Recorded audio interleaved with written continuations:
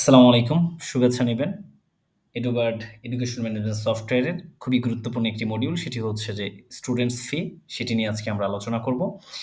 আ এই মডিউল কিভাবে কাজ করে, আমরা স্টুডেন্টের কাছ থেকে কিভাবে ফি কালেকশন করতে পারি এবং সেই রিপোর্টগুলো দেখতে পারি, আ সেগুলো আজকে দেখব ইনশাআল্লাহ।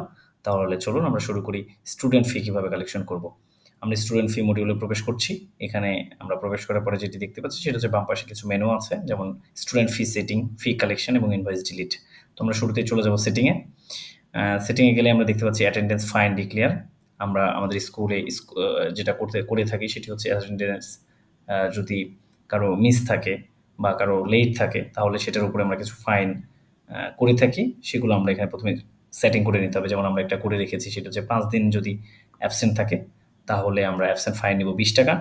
দেন আমরা লেট ফাইনটা করি নাই। সো লেট ফাইনটা আমরা যদি চাই তাহলে আমরা করে নিতে পারি। এরপরে আসি হচ্ছে আমাদের ফি টাইপ। এটা খুবই গুরুত্বপূর্ণ একটি মেনু। সেটি হচ্ছে যে আমাদের বিভিন্ন ধরনের ফি নিতে হয় টাইপের। যেমন অ্যাডমিশন ফি, টিউশন ফি, রি-অ্যাডমিশন ফি, সেশন ফি, বুক, খাতা, এরকম স্পোর্টস, এরকম বিভিন্ন ধরনের আমরা ফি নিয়ে থাকি। সেই ফি হেডগুলো আমরা কিন্তু এখানে এড করতে হবে। এবং এই হেডগুলো যখন আমি ধরে নিচ্ছি যে আমি একটা ফি নিতে চাই সেটি হচ্ছে যে টিউশন ফি।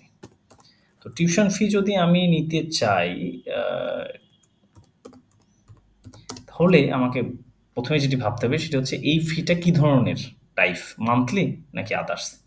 আমরা অনেক সময় হয় ইয়ারলি কিছু ফি থাকে। যেমন আমরা যদি অ্যাডমিশন ফি নিই, এটা একটা ওয়ান টাইম তাহলে এটা আমি আদার্স দিয়ে দিব অ্যাডমিশন ফিটা। আর যদি টিউশন ফির মতো কিছু থাকে, যেমন এই এক্সাম ফি, এক্সাম তো আর সবসময় নেওয়া হয় না। প্রতি মাসেই আমরা নিয়ে থাকি না। সেটি আমরা কি করব? আদার্সে দিয়ে দিব। আর যেটা মান্থলি সেটি আমরা মান্থলি করে দিব। এরপরে আসি আমরা হচ্ছে লেট ফাইন ক্রিয়েট। ধরে নিন আমাদের ফিটা দিতে কেউ একজন লেট করছে এবং সেই ডেটটা আমরা সিলেক্ট করে দেব। ৳১০০ আমরা হয়তোবা জরিমানা করি। অনেক জায়গায় দেখেছি সেটা ৳১০০ জরিমানা করে। কত তারিখের মধ্যে টাকা দিতে হবে? প্রতি মাসের আমরা ধরে নিচ্ছি ১০ তারিখের মধ্যে একটা স্টুডেন্টকে পেমেন্ট করতে হবে। তাহলে আমরা এটা কোন শিফটের জন্য করলাম, কোন মিডিয়ামের জন্য করলাম, পুরো ৳১০০ তাকে আমি পুরো স্কুলে বা কলেজে আমরা এটাকে ফাইন হিসাবে কাউন্ট করব। ধরুন কোনো একজনের টিউশন ফি ৳৫,০০০, সে ১০ তারিখের পরে চলে গেলেই তার ৳১০০ তার কি হবে? লেট ফাইন ক্রিয়েট হয়ে যাবে অটোমেটিক সফটওয়্যারে। তো আমি এটা সেভ করে দিচ্ছি। দেখুন সবগুলো ডিপার্টমেন্টে সবগুলো জায়গায় ৳১০০ করে আমাদের কি লেট ফাইন অ্যাসাইন হয়ে গেল। এরপর আসি আমরা ক্লাস ওয়াইজ ফি অ্যাসাইন। এই ক্লাস ওয়াইজ ফি অ্যাসাইনটা হচ্ছে আমরা যে অ্যাড ফি টাইপটা করলাম, এই টাইপ অনুযায়ী প্রত্যেকটা ক্লাসে আলাদা, আলাদা। যেমন আপনার টিউশন ফি।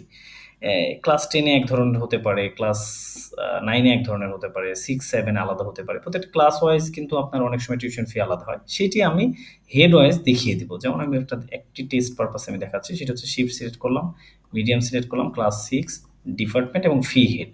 টিউশন ফিটা আমি 6 এর জন্য কত টাকা নিতে চাই? ৳৫০০ নিতে চাই। এই সেম হেডে আমি 7 এ কত টাকা নিতে চাই? সেই জিনিসগুলো আমাকে এখানে এড করতে হবে। তার মানে একটা ফি টাইপ করার পরে, হেড করার পরে সেটা আবার আমাকে ক্লাস ওয়াইজ অ্যাসাইন করে দিতে হবে। এরপরে আসি স্কলারশিপ ডিক্লেয়ার। আমরা যেটা করে থাকি অনেক স্টুডেন্টকে আমরা স্কলারশিপ দিয়ে থাকি। তো স্কলারশিপগুলো যখন আপনি দিয়ে থাকবেন তখন আপনাকে অবশ্যই সেটি ডিক্লেয়ার করে রাখতে হবে। আপনি যদি ডিক্লেয়ার করে রাখেন তাহলে সফটওয়্যার সেইভাবেই আপনার যখন ফি জেনারেটে চলে যাব আমরা তখন সেটা ক্যালকুলেশন করে নেবে। তো আসুন আমরা দেখি কিভাবে আমরা স্কলারশিপটা নিয়ে কাজ করতে পারি। আমরা একটা ক্লাসে যাব। প্রথমে ক্লাস 6 এ যাচ্ছি। আমরা 6 এ যদি লোড হয় আমরা সিলেকশন করে ফেলি তাহলে আমরা দেখতেছি ১ম এ যে স্টুডেন্টটি আছে সেটি হচ্ছে এমডি মিজানুর রহমান মিরাজ। রোল ২। অ্যাকশনটা হচ্ছে একদম ডান দিকে প্লাস একটি বাটন আছে। এখানে আমি অ্যাকশনে গেলাম। অ্যাকশনে গেলে যেটি আসছে যে স্কলারশিপ অ্যামাউন্টটা কেমন হবে? ধরে নিচ্ছি তার টিউশন ফি এর ৳৫০০ টিউশন ফি প্রতি মাসে ৳২৫০ সে কি করবে? স্কলারশিপ তাকে আমরা দিচ্ছি। স্কলারশিপ হেডটা কি হবে? এটা স্কলারশিপ হেডটা ডিসকাউন্ট হতে পারে, স্কলারশিপ হতে পারে। এটা স্কুলের বা আপনার উপরে নির্ভর করতেছে যে আপনি আসলে কি দিতে চাচ্ছেন। তো আমরা এই স্কলারশিপটা আসলে কতদিনের জন্য দিতে চাচ্ছি? আমরা কি ১২ মাসের জন্য দিতে চাচ্ছি? নাকি আমরা 6 মান্থের জন্য দিতে চাচ্ছি? আমরা যে কয়টা মাস দিতে চাচ্ছি সেটি হচ্ছে আমরা সেখানে সিলেক্ট করে দিতে পারি। আদারওয়াইজ যদি আমরা মনে করি যে না আমরা ১২ মাসই দিতে চাই তাহলে অল সিলেক্ট করে দিয়ে এখানে সিলেক্ট করে দিতে পারি। এবার আসেন আমি কত সেশনে তাকে হচ্ছে যে এই স্কলারশিপটা দিচ্ছি? ২০২৪। ওকে। তাহলে আমি ৳২৫০ স্কলারশিপ দিচ্ছি। দেন আমি হচ্ছে সেভ করে দিলাম। দেখুন এখানে স্কলারশিপ কিন্তু তার ডিক্লেয়ার হয়ে গেল প্রত্যেকটা মাস। আপনি যদি কখনো এডিট করতে চান তাহলে এখানে এডিট বাটন আছে। আপনি চাইলেই এটা এডিট করে নিবেন। ওকে। এবার আসি আমরা হচ্ছে ফি জেনারেট। তো এখানে ফি জেনারেট করলে যেটি হবে যে এটি পুরো ক্লাস মানে যতগুলো ক্লাস আছে সবগুলোর ফি জেনারেট হয়ে যাবে। যদি আপনি মনে করেন যে আপনার এই মাসে মানে সেপ্টেম্বর মাসে যেখানে যেমন মান্থ সিলেক্ট করার অপশন রয়েছে, সেপ্টেম্বর মাসে আপনি সবগুলো ক্লাসের টিউশন ফিটা জেনারেট করতে চাচ্ছেন, তাহলে আপনি এখানে ফি জেনারেট সবগুলো ক্লাসের একসাথে করতে পারেন। যদি মনে করেন না আমি পুরো স্কুলের বা কলেজের আমি পড়বো না, তাহলে আপনাকে যেটি করতে হবে ক্লাস ওয়াইজ ফি জেনারেটে আসতে হবে। ক্লাস ওয়াইজ ফি জেনারেটে আসলে দেখুন এখানে আমাকে ক্লাস সিলেক্ট করতে বলছে। আমি ক্লাস 6 সিলেক্ট করলাম, ডিপার্টমেন্ট আলাদা সিলেক্ট করলাম। কারণ আপনি জানেন যে ক্লাস 9 এর বা 10 এর ক্ষেত্রে বিভিন্ন ডিপার্টমেন্ট থাকে। এই ডিপার্টমেন্ট ওয়ারি আমরা জেনারেট করে থাকি ফি। তো আমি এখানে হচ্ছে ডিপার্টমেন্ট সিলেক্ট করলাম সেপ্টেম্বর মাসে। আমি কি নিতে চাই? টিউশন ফি নিতে চাই। সেক্ষেত্রে আমি এটা জেনারেট করব। কিভাবে জেনারেট করব? আমি জেনারেট করে ফেলি tuition fee. Generate successful and next করি। নেক্সট করার পরে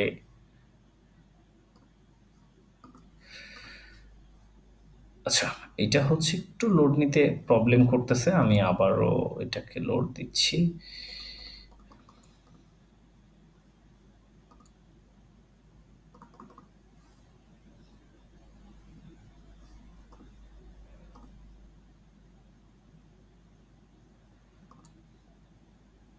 আচ্ছা, আমার যে ফিটি জেনারেট হলো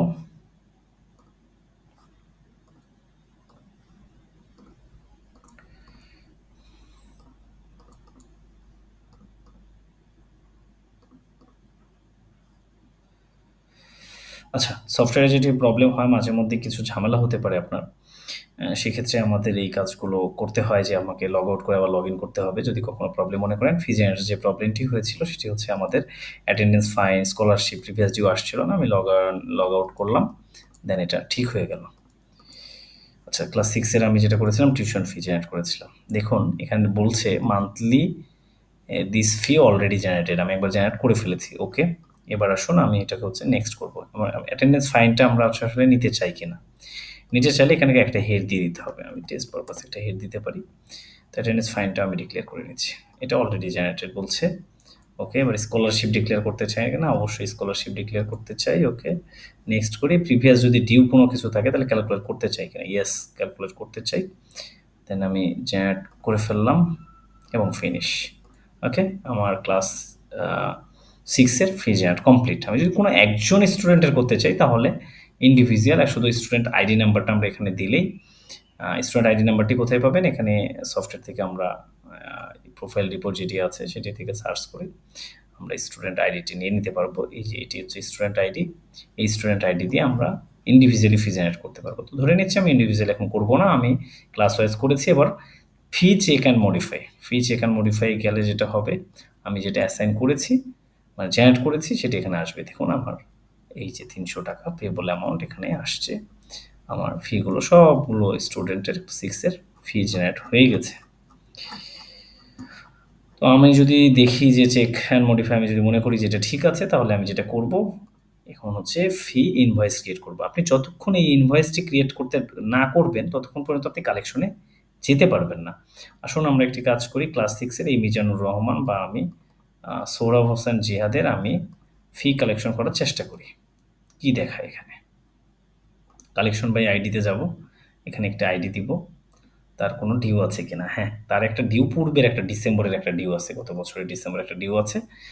তো আমরা সেপ্টেম্বরে যেটা করেছি সেটা এখন আসেনি। তাহলে আমি ফি ইনভয়েস ক্রিয়েটটা করে ফেলি। ক্রিয়েট ইনভয়েস হ্যাঁ, এই যে ক্রিয়েট ইনভয়েস ক্রিয়েট সাকসেসফুল। দেন এবার আমি কালেকশনে আসি। এবার যদি আমি কালেকশন করতে আসি তাহলে দেখুন এখানে একটি আমার আরেকটি নতুন সেপ্টেম্বর মাসে একটা ইনভয়েস জেনারেট হয়ে গেছে ৩০০ টাকা। এটা কি? স্ট্যাটাসটা হচ্ছে আনপেইড। আমি এখান থেকে এটা ডাউনলোড করে দেখতে পারবো। দেখুন এখানে আমি ডাউনলোড করে দেখতে পাচ্ছি ৩০০ টাকা আনপেইড। টিউশন ফি হচ্ছে ১০০ টাকা। আর প্রিভিয়াস ডিউ আছে ২০০ টাকা। এটা দিয়ে টোটাল কত হলো? ৩০০ টাকা। প্রিভিয়াস ডিউটা হচ্ছে ডিসেম্বর ২০২২ এর একটি ডিউ এখানে আছে। ওকে, এবার ধরুন আমি এটি কালেকশন করতে চাচ্ছি। এবার আমরা যেহেতু জেনারেট করে ফেলেছি এবার কালেকশন করার পালা। এখানে ২ ধরনের ভাবে কালেকশন করতে পারি আমি। একটি হচ্ছে ফুল পেইড, একটি হচ্ছে পার্শিয়াল পেইড। কেউ একজন চাচ্ছে যে আমি ৩০০ টাকার মধ্যে ২০০ টাকা পেমেন্ট করতে চাই, ১০০ টাকা বাকি রাখতে চাই। সেক্ষেত্রে আমি পার্শিয়াল পেইড করব। দেন হচ্ছে যদি কেউ ফুল পেইড করতে চায়, পুরো অ্যামাউন্টটাই দিয়ে দিচ্ছে, সেখানে আমরা ফুল পেইড করব। তো আমরা প্রথমে পার্শিয়াল পেইডটি দেখি। পেবল অ্যামাউন্ট হচ্ছে টোটাল ৪০০। লেট ফাইন এখানে আছে ৳১০০ যেহেতু আপনি জানেন যে এখানে আজকে ১৮ তারিখ ১০ তারিখের পরে যেহেতু ৳১০০ জরিমানা হবে এই জন্য ৳১০০ জরিমানা হয়ে গেছে ৳৪০০। তো আমি তাকে যেটা করছি আমি এখান থেকে ৳২০০ রিসিভ করছি বা ৳২০০ রিসিভ করছি, পেমেন্ট কনফার্ম করছি, পেন করছি। দেখুন আমি একটা রিসিভ সিল এখানে পড়ে গেছে, আমি রিসিভ করেছি। ৩টি টোটাল প্রিন্ট হবে, একটি হচ্ছে আ অফিস কপি, একটি হচ্ছে অ্যাকাউন্টস কপি এবং একটি হচ্ছে স্টুডেন্টস কপি। ৩টি কপি আমার কিন্তু এখানে আছে। আমি এটা কেটে স্টুডেন্টকে দিয়ে দেব স্টুডেন্টস কপি, অ্যাকাউন্টস কপি আলাদা করে রাখবে আর অফিসে আলাদা করে সংরক্ষণ হবে। এবার আমি আবারও আইডিটা দিয়ে সার্চ করতে চাই। সার্চ করলাম, কি আসছে এখানে? Partial paid. স্ট্যাটাসটা পার্সিয়াল পেইড আসছে। আমি এবার যেটি করব, আমার পেবল অ্যামাউন্ট আছে আরও ৳২০০, আমি ফুল পেইডে যাব। ফুল পেইডে যাই, দেখুন ফুল পেইডে আসলে যেটি হচ্ছে, আমাকে রিসিভ অ্যামাউন্টটা লিখতে হচ্ছে না। শুধু ডিসকাউন্ট আমি দিতে পারবো। এই ৳২০০ মধ্যে আমি চিন্তা করছি যে এখানে আমি ৳১০০ নিব না, যেটা ফাইন ডিক্লেয়ার হচ্ছে ৳১০০ আমি ডিসকাউন্ট দিয়ে দিচ্ছি। পেমেন্ট কনফার্ম করলাম, পেইড করলাম। দেখুন এবার তার ইনভয়েসটি কি হলো? পেইড দেখাচ্ছে। ঠিক আছে? তাহলে এখানে আমার আলাদা করে সিল মারার দরকার হচ্ছে না বা কোনো কিছুই দরকার হচ্ছে না। শুধুমাত্র এটা প্রিন্ট করে ফেলবেন আপনি। এবার আসি আমার স্ট্যাটাসটি দেখি স্টুডেন্টের সর্বশেষ স্ট্যাটাসটা কি? দেখুন এই স্ট্যাটাসটা হচ্ছে তার এই পুরো ইনভয়েসে কোনো পেবল অ্যামাউন্ট নেই, 0 হয়ে গেছে। এটা হচ্ছে আমাদের সাইকেলটা কমপ্লিট করবে। এবার আসুন যে আমি যে ফিটা কালেক্ট করলাম, সেই ফিটার আমার তো একটা রিপোর্টের প্রয়োজন আছে যে আজকে সারাদিনে আমি কত টাকা কালেকশন করছি। তাহলে আপনি আবারও ড্যাশবোর্ডে চলে যাবেন। দেন এখানে হলো আপনি ফাইন্যান্স অ্যাকাউন্টিং এ আসবেন। এসে এখানে আপনি দেখবেন স্টুডেন্ট ফি রিপোর্ট। আ এখানে আমি ডেট ওয়াইজ কালেকশনটা দেখব। আজকের ডেটে আমি একটু কালেকশনটা দেখতে চাই। আ এটা আমি হচ্ছে ১৮ তারিখ এটা দেখতে চাচ্ছি। ১৮ তারিখ দিয়ে দিলাম। গো দিয়ে দিলাম। দেখুন আমি ৳৩০০ কালেকশন করেছি। ৳১০০ ডিসকাউন্ট দিয়ে দিয়েছিলাম। এটি হচ্ছে আমাদের, এটা চাইলে আমি প্রিন্ট করে সংরক্ষণ করতে পারবো। এবং আমি এখান থেকে ডিউ লিস্ট দেখতে পাবো, স্টুডেন্ট ওয়াইজ ফি দেখতে পাবো, কত টাকা ডিউ আছে। এটিও কিন্তু আমি এখান থেকে সার্চ করে দেখতে পারবো। আমি যদি আজকের দিনে দেখতে চাই, এই যে দেখুন সে ৳৪০০ পেমেন্ট করেছে। এবং এখান থেকে আমি চাইলে প্রিন্ট করতে পারি। এখানে একটা এরর আছে। তো এইভাবে হচ্ছে মূলত আপনি স্টুডেন্টদের ফি কালেকশন করতে পারেন। তো ধন্যবাদ সবাইকে। যদি এরপরেও কোনো কিছু জানার থাকে তাহলে আমাদের যে হটলাইন নাম্বার আছে সেখানে কল করবেন। আমাদের সাথে যোগাযোগ করলে আমাদের একজন সাপোর্ট ইঞ্জিনিয়ার আপনাদেরকে আরও বিস্তারিতভাবে এটা দেখিয়ে দেবে ইনশাআল্লাহ। ভালো থাকবেন সবাই। ধন্যবাদ জানিয়ে শেষ করছি। আসসালামু আলাইকুম।